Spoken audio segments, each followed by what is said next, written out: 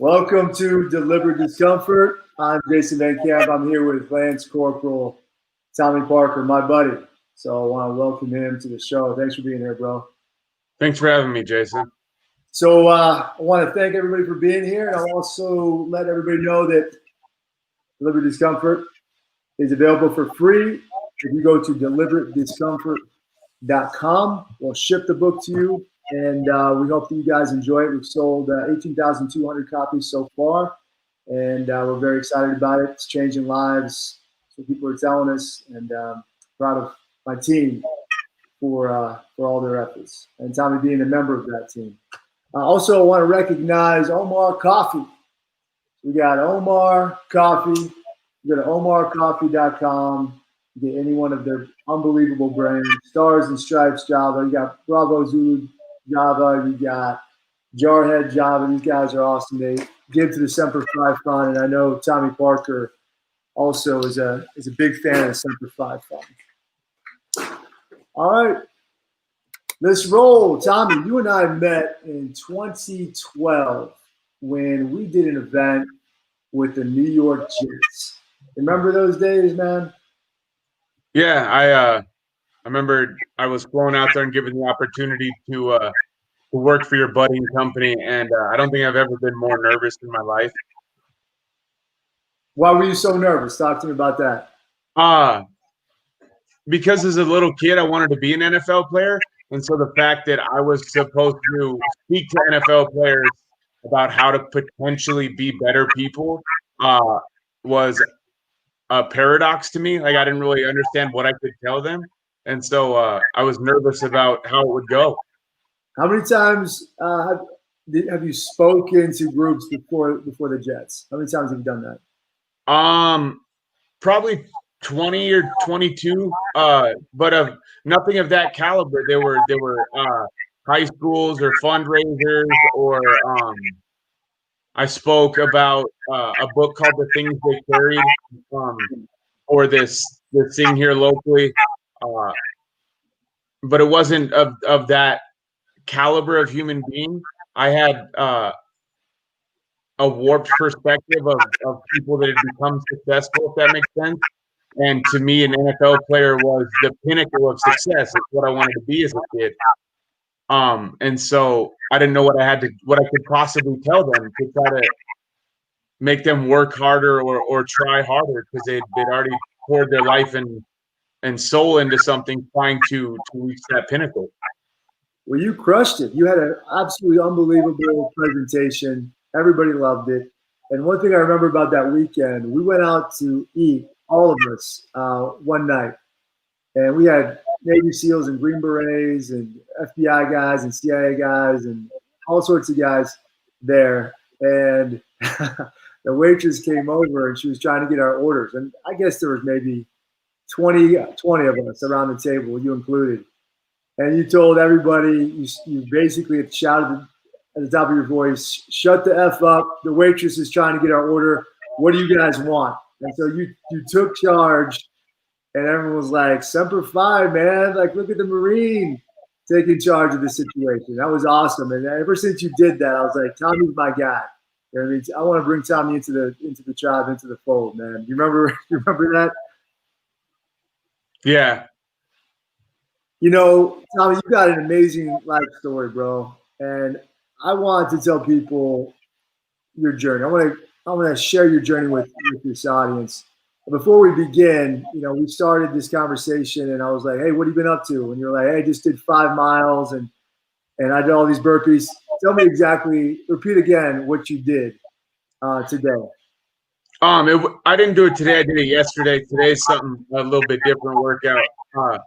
But yesterday, I did 5 miles where I would sprint for 5 minutes, and then do burpees and 2 different elevation changes of push-ups, and then sprint again. It came out to being a total of 210 push-ups, and 5 miles. It took me about an hour and 20 minutes, and then after that, I ran another 7 miles at a slower pace.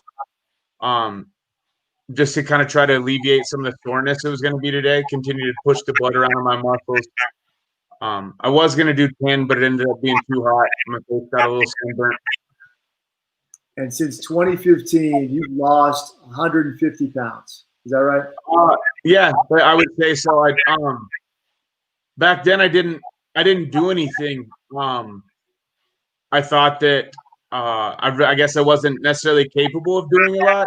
I was in a power chair a lot. I didn't try to do anything. And I told you, I talked to you earlier, and I said, listen, what questions should we not ask? And you said nothing's off limits. I'm willing to talk about anything you want to talk about. I'm going to be completely authentic. I'm going to bring humility into the equation.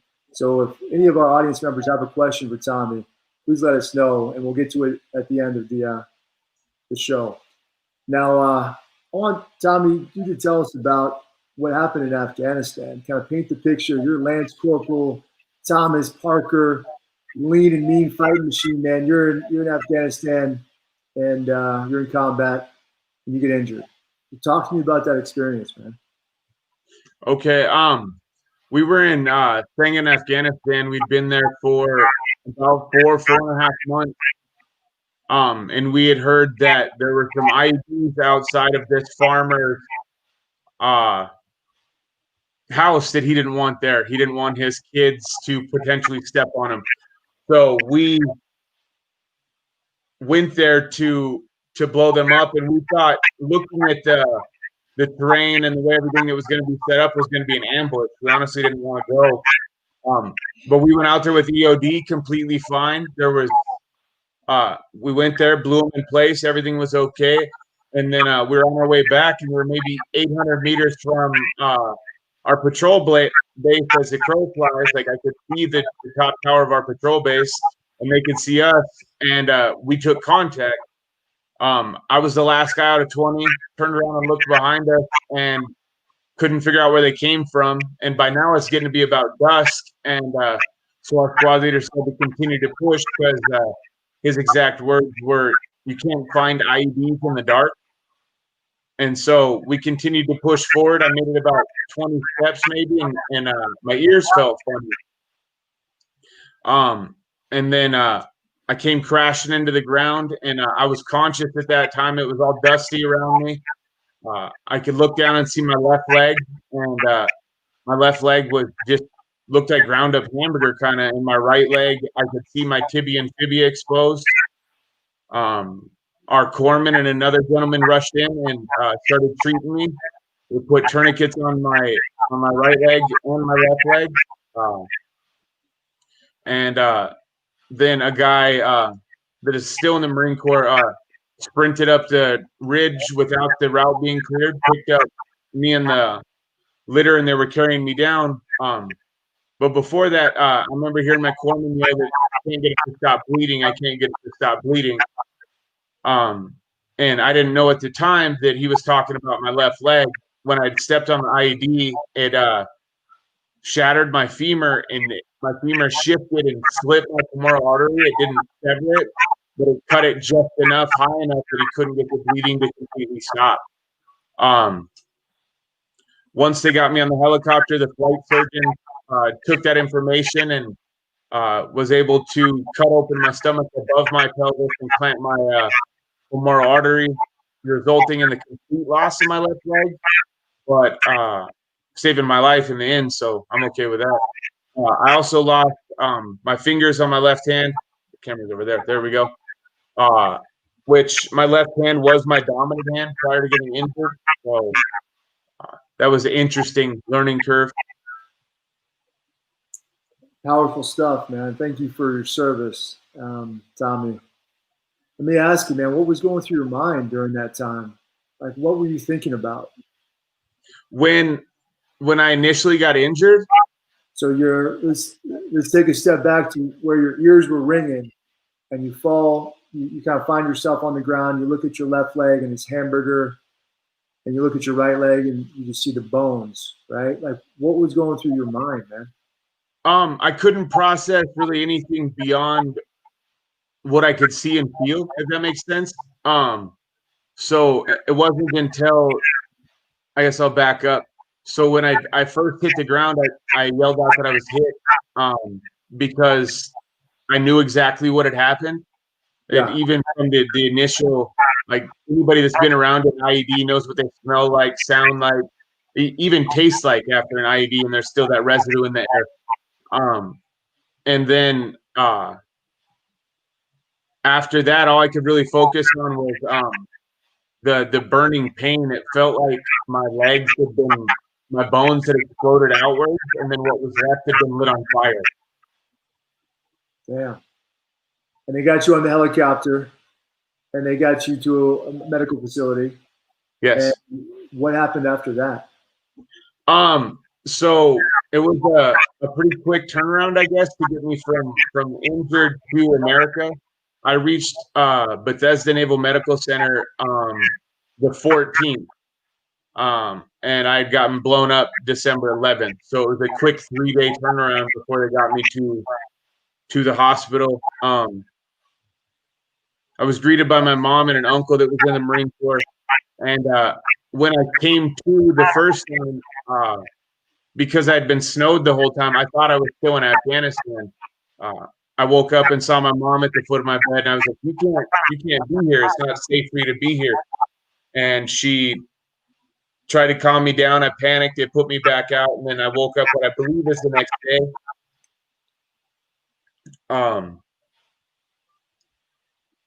Yeah, and then after that, through some questions and some asking and stuff, we were able to get a guy that was in my team and had gotten blown up 4 days before, gotten him moved into the same hospital room as me, so we could commiserate, if you will, go through that together instead of having somebody that we didn't know, which I think helped me quite a bit. I remember I woke up one morning, it was in mid-January probably, and I guess I should back up. So 10 days after I got injured, was the first time that I crawled out of my hospital bed into a wheelchair, to a powered wheelchair, to drive around the hospital. Which at the time, I don't know if it's quicker now or not, but the nurses said that that was unheard of. That people normally, it took longer than that for them to climb into a chair and drive around. Like, it was a big to do for people to get out of their bed the first time. There was a bell you rang in the hallway and everything. And I just thought that was going to be life now, or at least in my head I did. And then probably mid-January, I woke up crying, just broken one morning, and my buddy Monty said, "No, dude, like you can feel those, but let them pass. This is life now, so we gotta figure it out."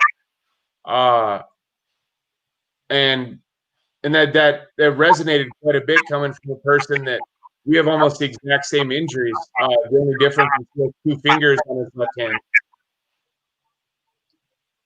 And so I thought, I think that this statement's important for what we're going to speak about later. I thought that I had tackled the hardest part of my recovery and moving forward, was that I had to become okay with the fact that I'm an amputee, that, all right, I can handle this. I thought that was going to be the hardest thing that I would encounter. Oftentimes, the hardest thing we can cope with is a change in identity, a loss of identity, and your identity is Lance Corporal Thomas Parker, United States Marine Corps, into wounded veteran. That's a hard identity shift. It's difficult, but you were resilient, man. You figured it out. You relied on your buddies, to help you through this. What happened to your fellow Marine? Whatever happened to him? He lives in Minneapolis. I just went to his wedding last summer, I believe, which was awesome. Him and I had a falling out. I think it was in 2018. But we will get into that when we talk about my addiction. Yeah, no, it's awesome. You guys reconnected and fantastic. He's doing well in Minneapolis and he got married. That's awesome stuff, man. So you ask yourself the same question all veterans ask themselves when they leave the service. Now what? What am I going to do with myself? What did you decide? What were you going to do with yourself? I hadn't fully decided, and I think that's what ultimately let me flounder, is that I didn't fully decide that I'm going to do this or do that. I knew that I had or I was told that I had a gift for speaking, so I did that. And I wasn't afraid to tell anybody my opinion on this or that or anything. And so I thought that I could potentially speak for those that wouldn't or couldn't, with that were wounded. But I didn't fully put myself into it, and so I kind of floundered. And anybody that's been in the military that then tries to do anything afterwards, if they don't fully dedicate themselves, they flounder. You have to be constantly moving forward, or you're not moving. And being neutral for people like us isn't okay. That's powerful stuff, Tommy. So you're floundering. You haven't fully decided what you want to do. You don't have a dream. You don't have a vision. You're just existing. And in this existence, kind of how did you cope with life? How did you survive? I'm talking about, how did you get into drugs? Like how did that happen in your life? It started with I'm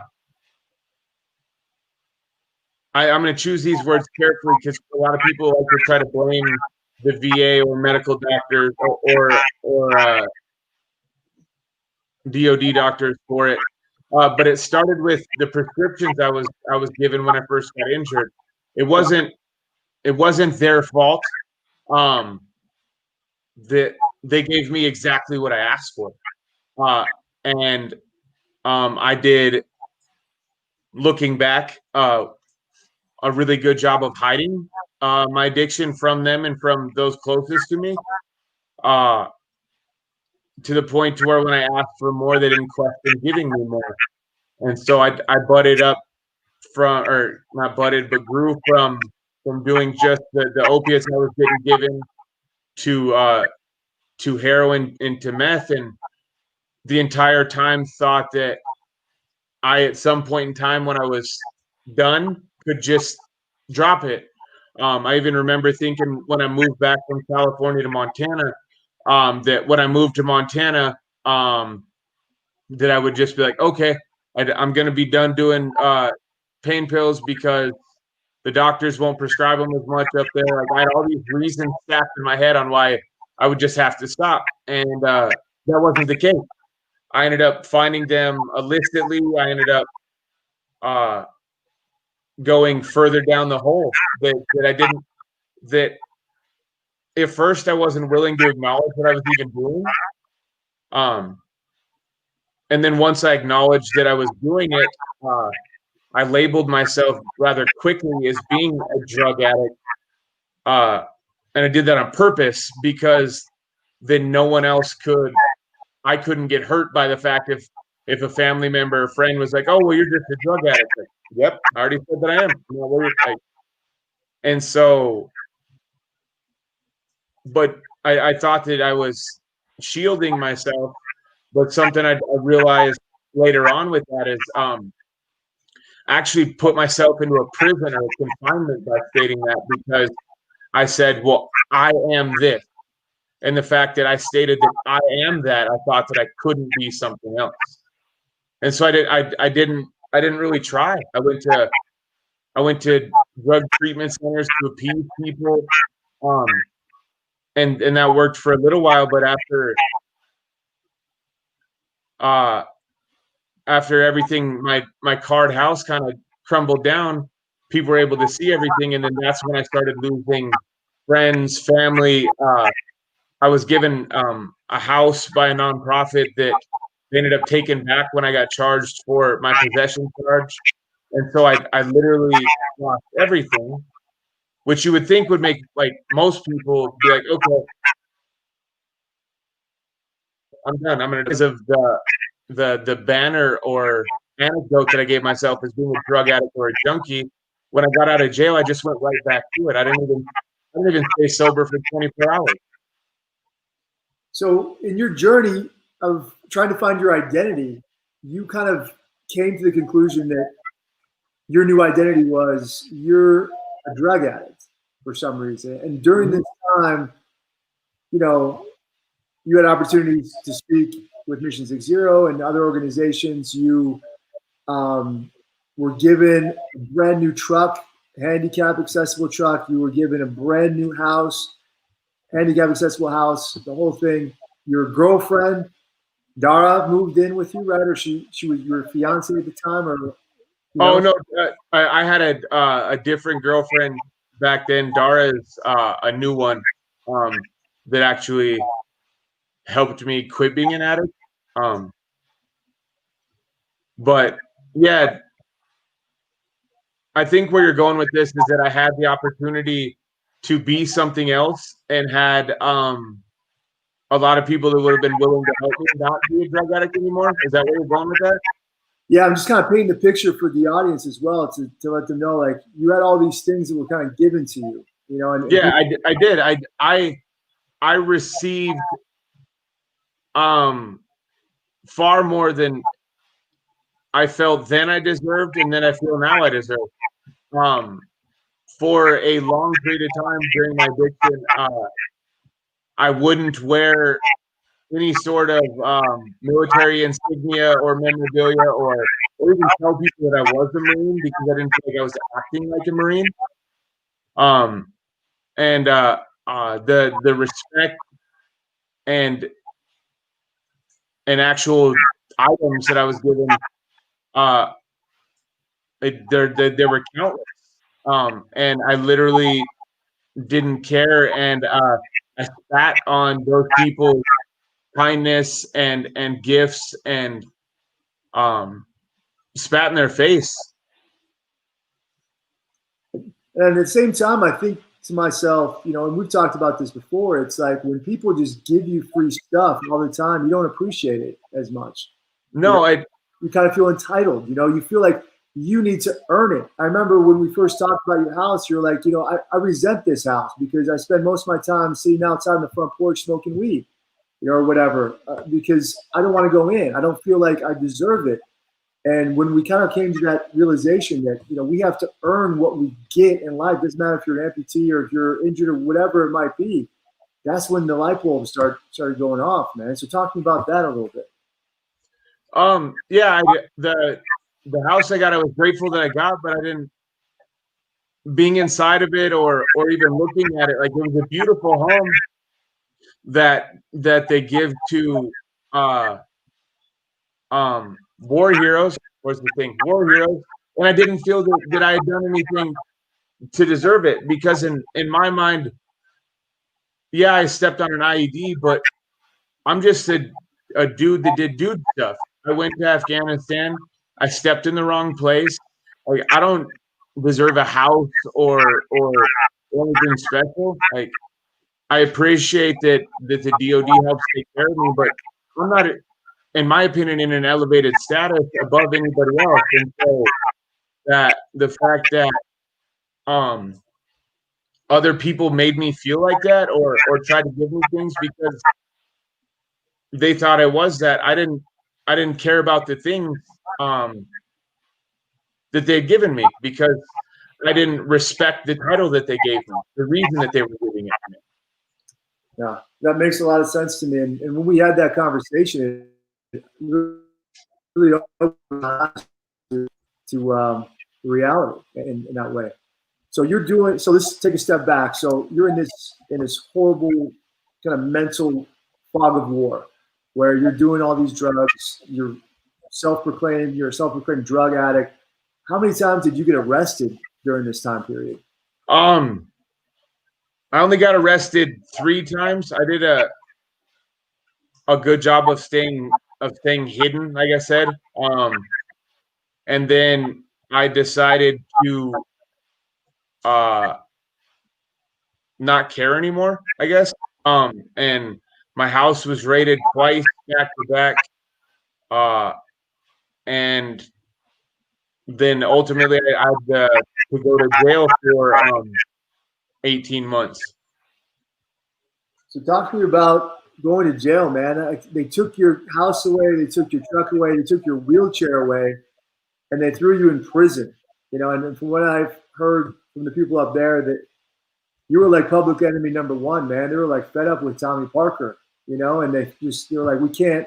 This guy's, you know, a Marine. He's a wounded veteran. We want to, you know, recognize him. We want to praise him, but we have no other choice. We got to throw this dude in jail.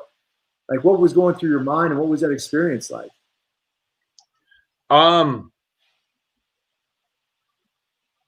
It sounds stupid, but at the time I didn't care. I wasn't all that worried about it. So I had changed my identity to being a street kid, I guess. I don't know what word to use, because I wouldn't say I was a thug or a gangster or anything like that, but like that's who I had now identified as. And so going to jail, I was concerned about it. But I wasn't as worried about it as I should have been. I was worried if I could survive or how I would function in jail, being in a wheelchair, and I assumed that other people were in wheelchairs. I only encountered one other person that was in a wheelchair in jail, and actually they could walk, which I thought was strange. But yeah, I didn't care that people thought of me as public enemy number one. And after I went to jail, so I went to jail. The very first time I went to jail was for 9 or 10 months.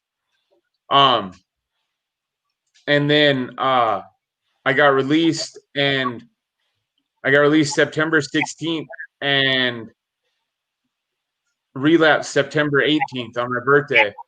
And then I got arrested again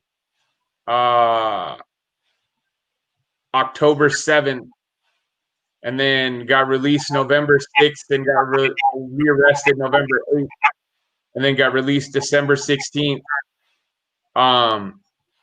and got rearrested in January or February 7th, or no, February 14th, got released, and then got rearrested again February 21st, and then got released from there March 7th, and that was the last time I was in jail. Incredible. Because I kept using and going into my probation office with dirty UAs and stuff, I just kept sending me back, thinking that it might correct me, or either sending me back if she didn't know what else to do with me. At the time, I was homeless, and not even because I couldn't afford to have a home, but because I didn't care to have a home. I dedicated all my time and energy into drugs and that narcotic lifestyle that it didn't matter. I stayed in hotels or at friends' houses, or I guess I shouldn't say friends, at people that I thought were friends at the time houses. Yeah. Wow, man. Did you ever find yourself like living like literally on the street, like in the grass or anything? Not quite like that. I had developed, in my time as being an addict, a large enough network that I never had to be on the street. I always had a place I could go. I could always find somewhere to go. When did you hit rock bottom? Like, when did the light bulb go on for you that I need to change? Like, what was that for you? So I always find the term rock bottom to be interesting, because everybody believes in their mind that rock bottom is a place. It's a place that you reach or you go. But in my opinion and in my experience, it's not that. Rock bottom can be different places for different people. And I think that at different times I found rock bottom, but I got a shovel and decided I can dig deeper. And I actually made that comment to my mom because she always said, once everyone found out I was an addict, she said, I can't wait until you find rock bottom so I can have you back. And I said, like, I found rock bottom. Just let me tell you, it has a basement. And so every time that I thought that things couldn't get worse, somehow they would get worse. But looking back, it wasn't for any other reason than the fact that I wasn't doing anything to make them better. But the pivotal moment, if you will, was twofold. My now girlfriend and I started talking when I was in a drug treatment center the beginning of 2019. I was completely transparent and honest with her about my past, about my addiction, about where I was, and that I was trying to be sober at the time. And honestly believe that I made the comment to her that I can stay sober just fine as long as I'm in a controlled environment. Because every time I got sent to treatment or anything like that, sobriety was easy. But it's because it was also my main goal at the time. And so I got out of that treatment center and we continued to talk. And within a week, I had relapsed. And I told her that I relapsed. And I did what I felt was fair to her and told her, like, it was fun talking to you and everything, but I'm going to go. And tried to leave, like just completely disappear out of her life because she has kids and a job and a career and was actually is well known in our small community as being a good person. She runs a nonprofit that helps with the elderly. And so she didn't, in my opinion, her reputation didn't need to be jaded or tarnished by mine. And she said, no, like, I don't like that you do drugs. I really don't, but I like you as a person and I like being around you.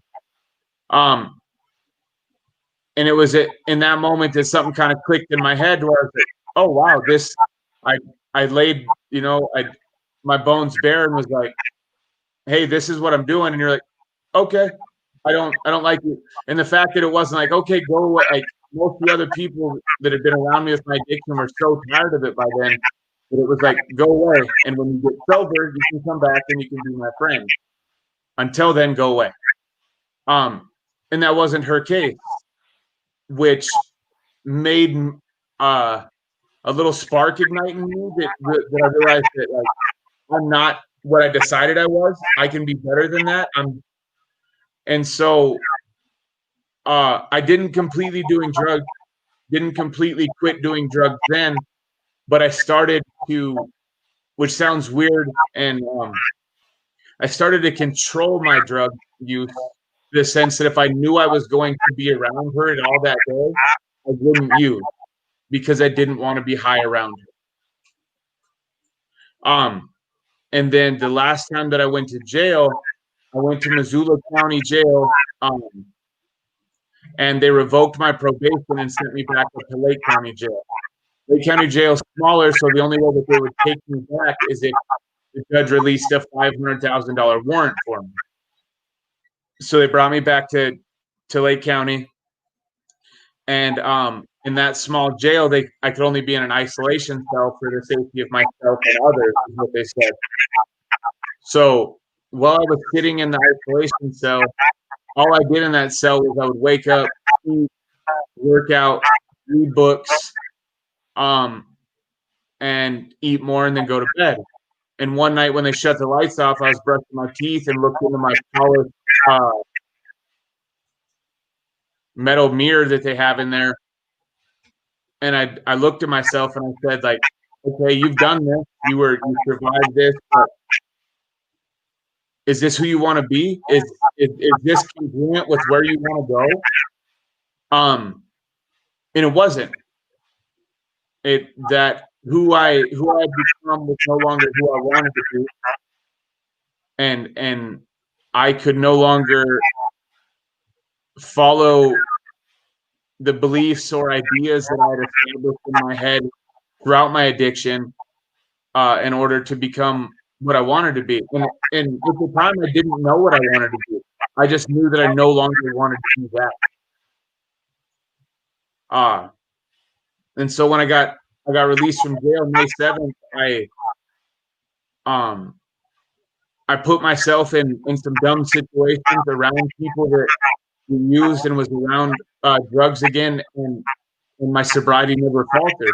I put myself in situations that previously I would have just stumbled and used. And it wasn't because of fear of going back to jail. It wasn't because of anything other than somebody showed me what I could be. And who do you want to be now? Like who is Tomy Parker now? I'm a person that I don't want people to, whether they're able-bodied, old, overweight, skinny, in a wheelchair, I want them to understand that the only confines that exist in life are ones that you self-impose. That there is nothing that's impossible. There's people out there with no arms and no legs climbing mountains. If you come from the ghetto, you can become a movie producer. If you come from, it doesn't matter if you want to do something, you can do it. The only reason you can't is because you don't think you can. That's beautiful, Tomy. Man, so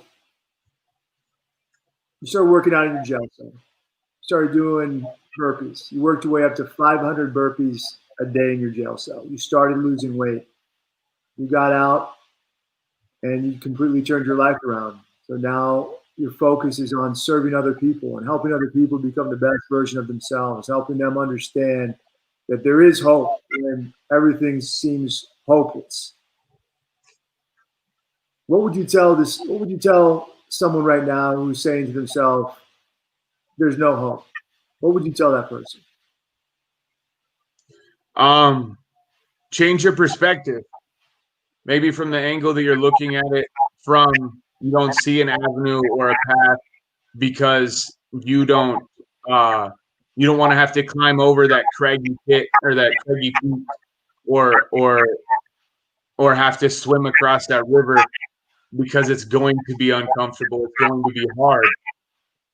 But sometimes that's the only way to go.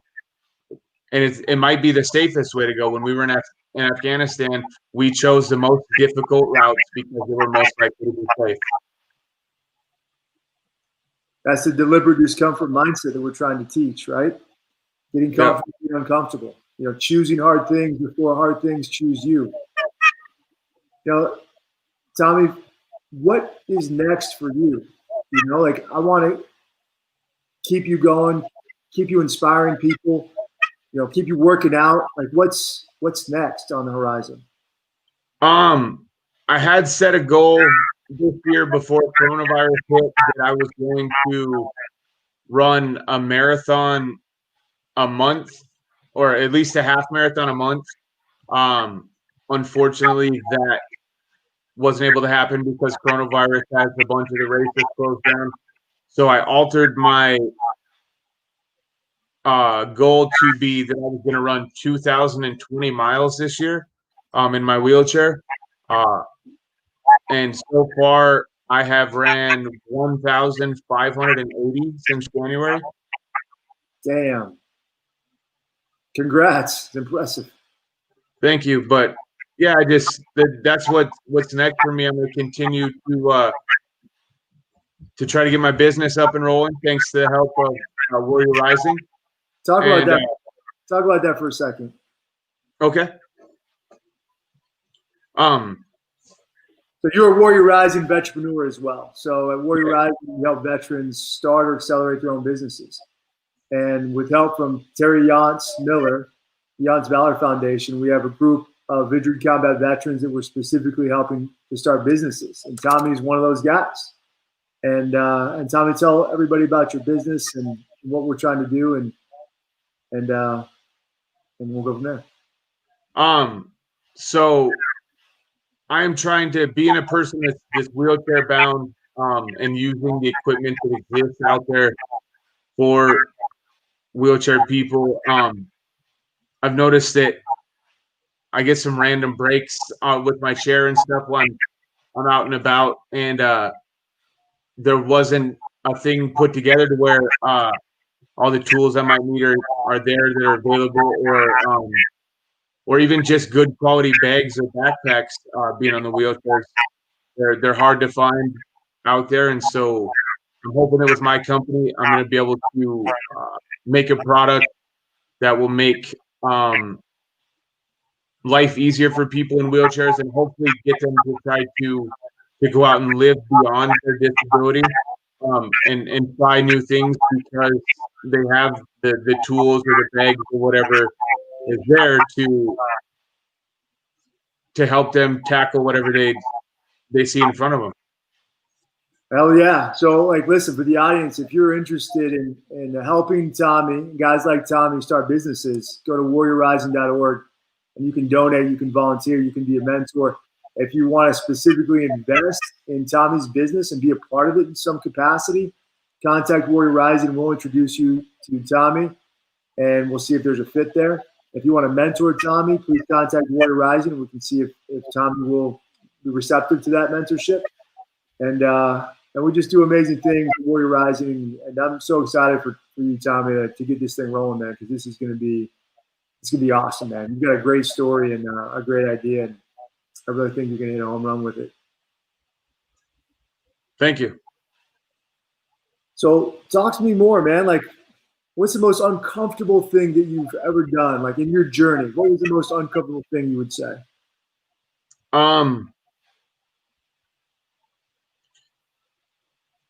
The first time that, I guess it's a toss-up. The first time that I ran a half marathon, they have a veteran suicide and prevention awareness run down here, and I had told some people that I would do it. I didn't know how far it was or anything like that. I just said, I'll do it. And come to find out it was a half marathon. And then also I found out later after I said I would do the half marathon that I could have done a 5K. But I've given my word that I would do the half marathon. And to me, that's a big deal now. When I was an addict, I didn't adhere to my word, hardly ever. And so now I make it a point that if I say I will do something, even if it doesn't work or isn't work out the way it was supposed to, I'll still do it. But so I ran it, and the furthest I'd ran prior to that was I think 6 miles or 5 miles. And we take off that morning, and I get the first lap down, and it starts raining, and I'm miserable, and we get the second lap down. So when I went around the first lap, I was like, "Oh, in my head, I was like, you can stop at a 5K. No one will judge you." And then the other little voice in the back of my head says, "I will judge you. I will judge that you didn't finish." I love that. So I kept going. And then when I got to 7 miles, once again, that little voice was like, "You can stop. No one's going to be upset with you." And my little voice said, "No, I will. I will be upset with you." And I kept going, and all I could do to keep going was I would focus on somebody in front of me and try to catch them. That's all. That's like a lady asked me how my shoulder felt, and after mile 7, I couldn't. They had gone through a burning feeling so long that now they were numb. I couldn't feel them anymore. I actually love now. I love running longer distances. So every Friday I run at least 25 miles. I'm working my way up to, before this year is over, I want to run 50 consecutive, and then 100 consecutive. A couple weeks ago I ran 40, but I like to push my body to that extent to where the movement to keep my wheelchair going is not involuntary. Like, I've been doing it so long, it's just doing it. I'm not really thinking about anything, but I'm thinking about everything. But so I round the as I'm rounding the fourth lap, I'm going as hard as I can, and I cross the finish line, and like I literally purposely fall out of my chair and lay down, and like I'm soaking wet, and my forearms are cramping, and my back's cramping. But the ecstasy that I got from doing that, from competing in the race, from beating some people, that might not be relevant, but it is to me, that even in a wheelchair, I'm faster than some people. It's what drives me to want to be faster. Like, not only faster than myself, but faster than other people. The challenge and competition really gets after you. Yeah, that's the Marine in you, right? Well, let me challenge you. Let's put something on paper for 2021. If coronavirus ever lifts, let's go do a race, man. Let's go do something ambitious. Like let's do an Ironman or something like that. Like you and me and whoever wants to join us. Santa Rosa, Vineman, 2021, May. Hopefully it's still going on there. We can do something like that. You're gonna have to know how to swim though, man. I can swim. I'm not super fast, but I can swim. Okay. Well, if COVID lifts, man, let's do it. Let's get uncomfortable. Let's get crazy. And if anybody wants to join us in the audience, Napa Valley is an amazing place to visit. And I hear that Ironman race is pretty special. So that'd be fun, man. Something to look forward to. Cool. Yeah. Let's do this. Let's take some questions, and then I want to give you last word. Okay. So audience members, if you're listening, shoot me some questions. I know Ken already has some questions from the audience. Let me ask you this. What do you struggle with still today, and what would you tell people about dealing with tough situations in their lives? I would say my largest struggle today is probably willpower and determination. They'll falter from time to time, which I don't know is normal or not. I'm unbelievably hard on myself. I'm my worst critic. The first full marathon I ran, I was upset because I was 3 minutes over qualifying for Boston. Like, everyone's like, "Oh, that was your first one." No, I was like, "I know, but I could have pushed it a little harder. Like, I left with some gas in the tank." And so I think determination and willpower, because I would probably be a better athlete and a better person if I would make sure that I went to bed at the right time every night or ate the right stuff every time. And I'm slowly tackling that. Thanks for that. I appreciate that. Any other questions from the audience? We got, in the midst of your low point, what one thing or event changed your perspective?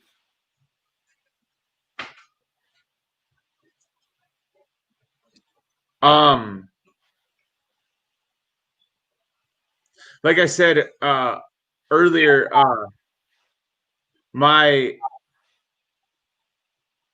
friendship with my now girlfriend is what changed my perspective.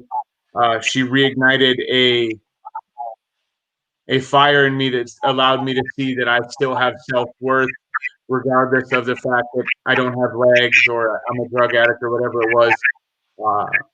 She saw something in me that I didn't see.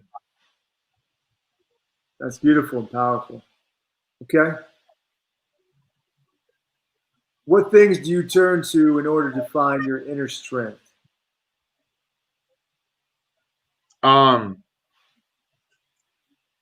It sounds kind of masochistic, but I thrash myself. Like if I feel lost or confused in what direction to go, or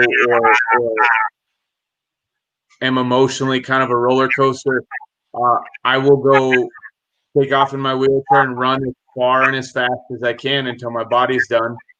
And then it directs me. I guess like that's how I find my inner strength, is by digging down and finding it. If that answers the question. I think so. And it's an honest answer to the question. The next one deals with PTSD. What would you tell a veteran struggling with post-traumatic stress?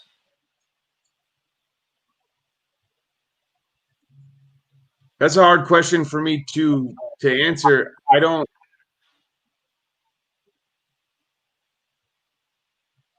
struggle from it that much, but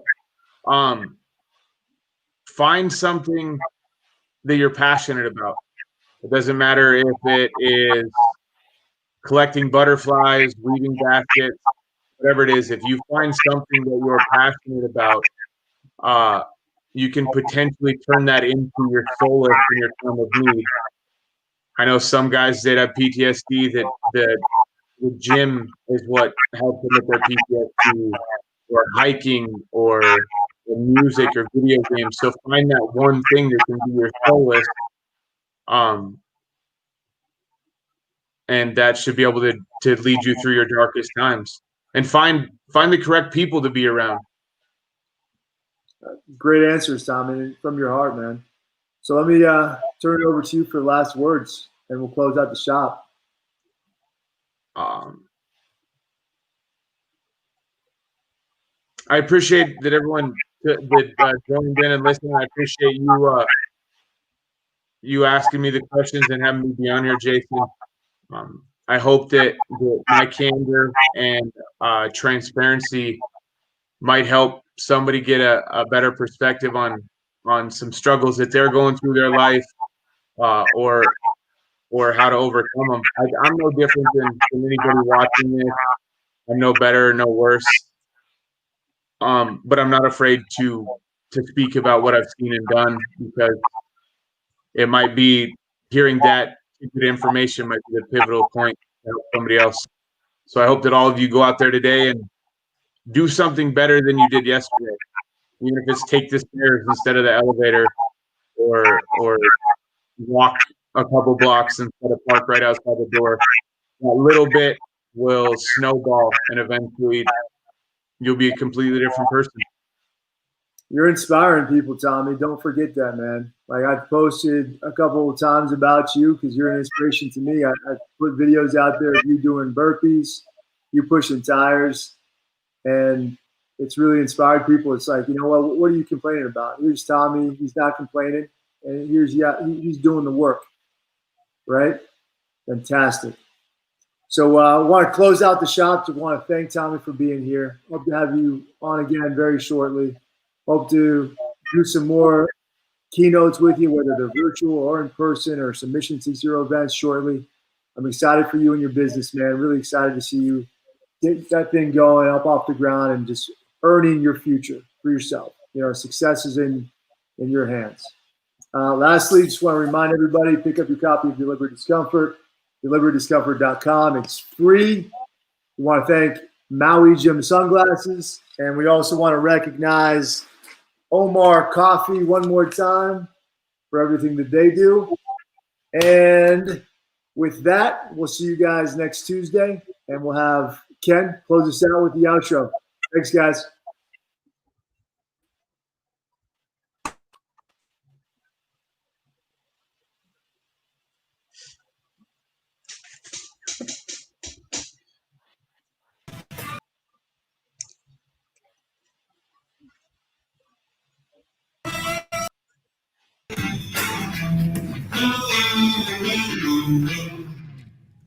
We'll have to work on the intros and the outros